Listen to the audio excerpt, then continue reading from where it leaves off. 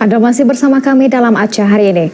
Meski belum menunjukkan peningkatan, pengelola lokasi wisata kapal apung tetap menerapkan protokol kesehatan ketat bagi setiap pengunjungnya.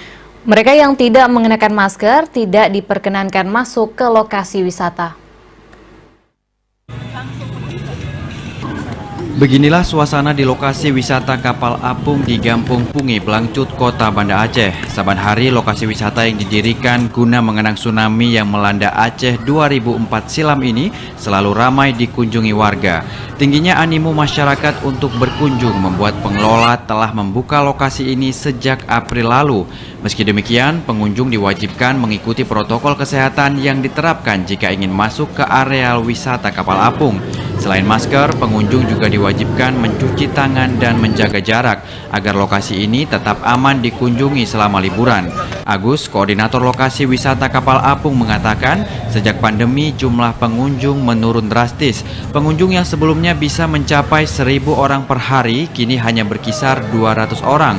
Umumnya mereka yang datang merupakan wisatawan lokal, sedangkan wisatawan mancanegara saat ini masih jarang terlihat.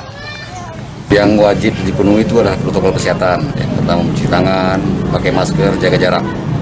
Kalau syarat itu tidak penuhi, mereka tidak bisa masuk.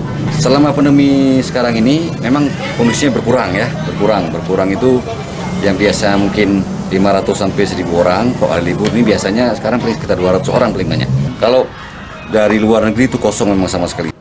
Lokasi wisata kapal apung merupakan satu dari sekian lokasi wisata yang telah dibuka beberapa waktu lalu. Meski tidak seramai biasanya, lokasi ini tetap dikunjungi warga terutama saat mengisi hari libur. Selain menyaksikan kapal berbobot ratusan ton tersebut, pengunjung juga bisa mendapatkan edukasi terkait peristiwa tsunami yang melanda Aceh tahun 2004 lalu. Tim Liputan TVRI melaporkan. Saudara, peringatan Maulid Nabi Besar